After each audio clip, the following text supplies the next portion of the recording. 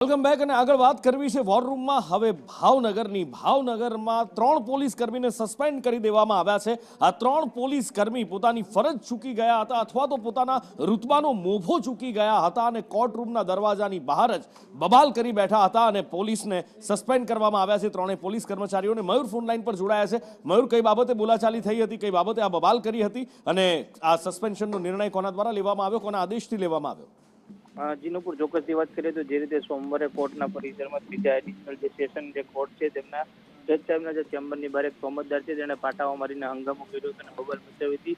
ત્યારે જે ઘટના બની હતી તેને લઈને ભાવનગર પોલીસ છે તે આકરા મૂડમાં આવી છે અને કહી શકાય છે કે જે રીતે ભાવનગર પોલીસે ઘટનાની બેદરકારીને લઈને ફરજ ઉપર જે હાજર પોલીસ કર્મચારીઓ હતા તેની ઉપર આકરા પગલાં લેવાની કાર્યવાહી પણ કરી છે। જેમાં કોર્ટમાં જે ફરજ બજાવનાર હાજરમાં જે 3 મહિલાઓ કોન્સ્ટેબલ હતી અને હાજરી માસ્ટર મળીને કુલ 4 લોકોને છે તે સસ્પેન્ડ કરવામાં આવ્યા છે। આ ઉપરાંત કહી શકાય છે કે જે રીતે આ જે પીઆઈ છે તેમની જવાબદારી આવતી હોય છે એટલે તેમના ઉપર પણ એક ખાતાકીય તપાસ છે તે ગોઠવવામાં આવી છે। ત્યારે કહી શકાય છે કે જે રીતે કોર્ટમાં કોઈ ચુસ્ત બંદોબસ્ત રાખવાનો આ ઉપરાંત કોઈ બનાવ ના બને તે માટે રેન્જ આઈજી ગૌતમ પરમારે છે તે જિલ્લા પોલીસ વડાને સૂચનાઓ પણ આપી છે।